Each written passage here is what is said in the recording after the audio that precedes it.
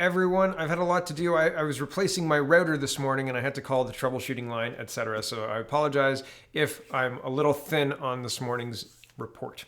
Anyway, yesterday I was talking about bringing manufacturing back to Canada. Doug Ford said, never again will we rely on foreign countries or foreign companies to supply us with necessary medical things, and the safety of Canadians should be the top priority for our government, not saving a nickel or saving a nickel per item and outsourcing, et cetera, et cetera.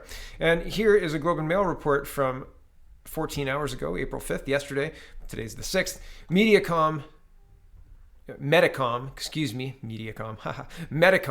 to begin manufacturing N95 masks in Canada as foreign countries curb exports. Okay. A Canadian-based medical mask supplier is significantly expanding manufacturing operations at home and around the world as countries hoard supplies amid a pandemic-induced shortage. AMD Medicom, Inc., which is based in Pointe-Claire, Quebec, is aiming to open its first mask factory in Canada by July. It will supply 30 million to 50 million surgical and fine particle blocking N95 masks a year to Ottawa under a long-term agreement, generating $10 million to $20 million in annual sales. The private company currently makes masks in China, Taiwan, France, and the United States. It's forcing us to reinvent ourselves and think a bit differently, said Mr. Lavendure, Medicom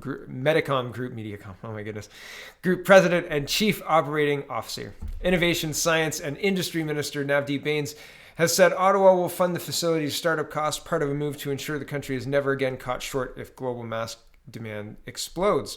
And I scroll down a little bit. Several other countries have also banned exports of masks or essential medical equipment, including Germany, South Korea, the Czech Republic, and Russia. The U.S. stopped exports of the N95 mask made by 3M company to Canada last week. So I wanted to talk about that really quickly because I didn't talk about that much. Here's a UK article, the Daily Mail, talking about Trump says N95 mask makers 3M will have big price to pay for selling to highest bidding foreign countries as he invokes Defense Production Act and forces the firm to supply the U.S. Okay, so what happened here is kind of different than what even Doug Ford commented on it during his presser the other day. And what happened was different than what's being reported. Trump didn't say you have to supply the United States first. What was happening was 3M was selling to the highest bidder in foreign countries, and Trump said that's not fair. You can't do that. That's not fair, right? So here's the article. President Trump has slammed medical mask producer 3M company after earlier announcing he was invoking the Defense Production Act to get the company to stop selling to higher bidding foreign countries. Trump shared plans to legally oblige the firm to produce N95 masks in a coronavirus task force briefing Thursday night. He elaborated in a tweet on Thursday that his administration was shocked the company was selling to higher bidding foreign countries while medical teams on the front line at home are lacking the vital personal protective equipment they need to fight the COVID-19 pandemic. Quote, "We hit 3M hard today after seeing what they were doing with their masks," the leader tweeted. P-Act all the way. And that's the Defense Procurement Act. And I think I thought initially it was the Patriot Act when I read this because the news wasn't giving me context. They were just saying, Trump's mean, see what he said? And I was like, what is he talking about? So that's what's happening. And I just think that that's really strange to position it. Well, it's not really strange. It's the Canadian news, right? But to position it like Trump man bad, evil Trump man told 3M to stop sending masks to Canada. What he said was stop selling to highest foreign bidders. And when you a company is supposed to increase the price. Capitalism says that if the market can bear it, increase the price, right? And morality says 3M should keep the price the same and sell to any country that wants it. But the United States is a capitalistic society. We're a capitalistic society. It's not pure capitalism. We have rigged markets, right? Managed markets. You can't lose more than 20% in a day. They'll stop that trading in a day automatically to make sure the market can't tank, right? So, it is what it is, right? It's kind of, everybody agrees to play the same game though. So anyway, it's interesting the way they talk about this. Back to this. Those actions have exposed weakness in the global supply chain system after decades of offshoring of manufacturing of many items, including masks, to low-cost countries and have raised geopolitical tensions. Paul Deegan, former deputy executive director of then U.S. President Bill Clinton's National Economic Council, said the pandemic will lead to much more nearshoring of essential health-related items. We need more national critical capacity in Canada. It could become more difficult to do business internationally. Mr. Lavender said, while he expects export bans to ease off, those measures, quote, do put into question our business model of relying on one host country with a long supply chain versus ensuring we have proper safety stock or local access to products in a country, in whichever country you're in. I scroll down. Medicom experienced demand surges during the SARS, H1N1, and Ebola epidemics and has already secured machinery and raw materials in anticipation of finalizing the deal with Canada, Mr. Lavender said. This is our business. We know what to do. And interesting, right? Interesting. Interesting that we experienced SARS. Toronto was hit hard by SARS in 2003. Provincial governments prepared and then masks expired. In February, the federal ministers, the federal officials sent our 16-ton, 17-ton stockpile to China.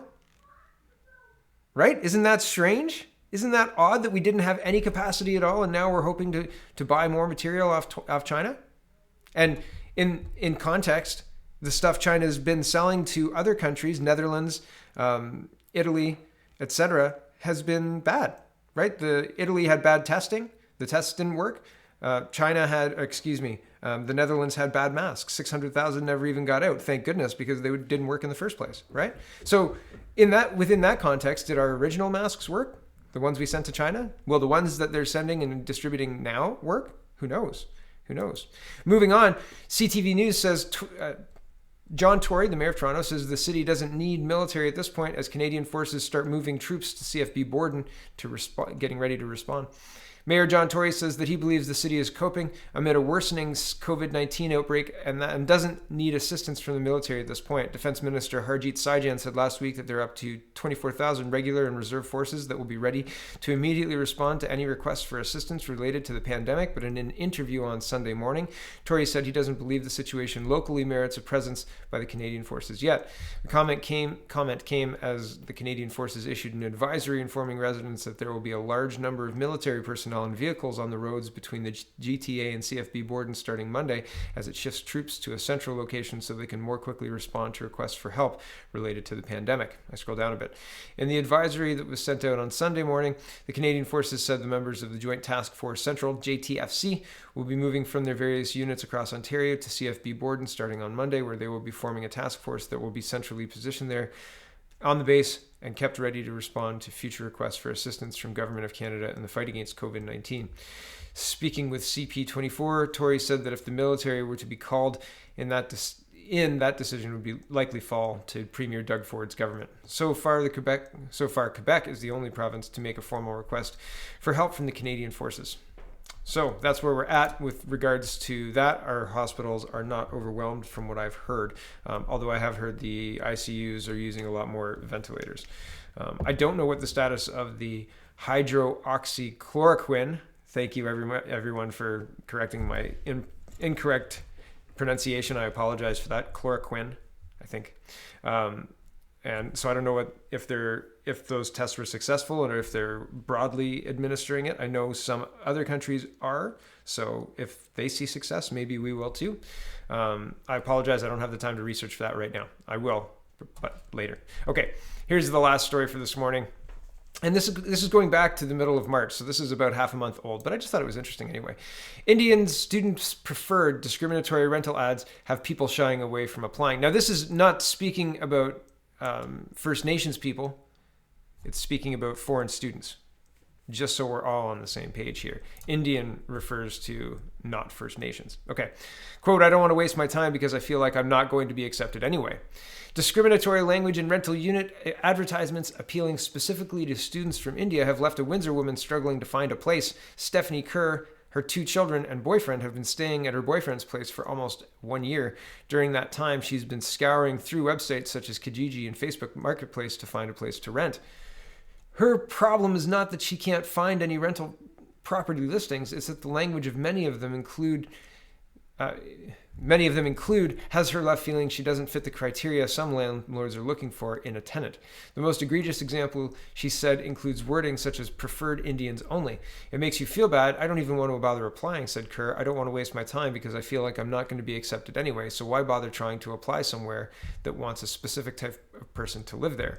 I've been looking for almost a year now to find somewhere that's suitable and within my financial means for me and my family to live, and it's become almost impossible. I feel like I'm not good enough, or we're not good enough to apply to places. Okay, I want to show you.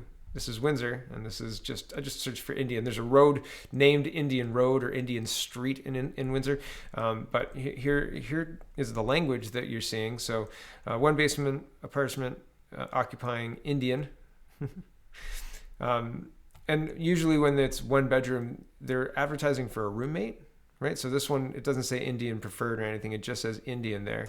300 all inclusive. We're looking for roommate female students for India, shared room, 300 all inclusive, right? Female room available for Indian students. Rental, one room rented, includes laundry, prefer Indian students, professionals. Indian students or professionals. Professional Indian students, Indian roommates, bus to college, walk to university. Now, the article is going to go on to explain that what's happening here is the landlord owns the house and they rent out the rooms each. Right? They're not renting out a house, they're just renting out the rooms. That's why you're seeing this. It's not the kids who own the house or the kids' parents who own the house. It's a landlord that's renting specifically to Indians. And they're doing it for a specific reason. Here's another one. Room for rent for Indians, urgent requirement.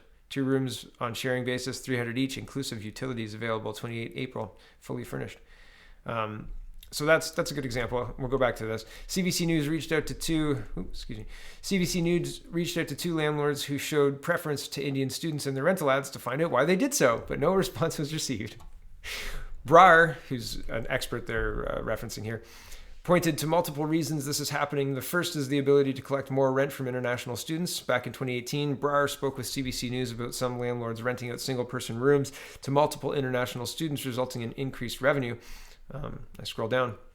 Another reason international students are given preference by landlord, according to Brar, is a federal government program which requires out-of-country students to ensure they have enough savings to complete their studies in Canada.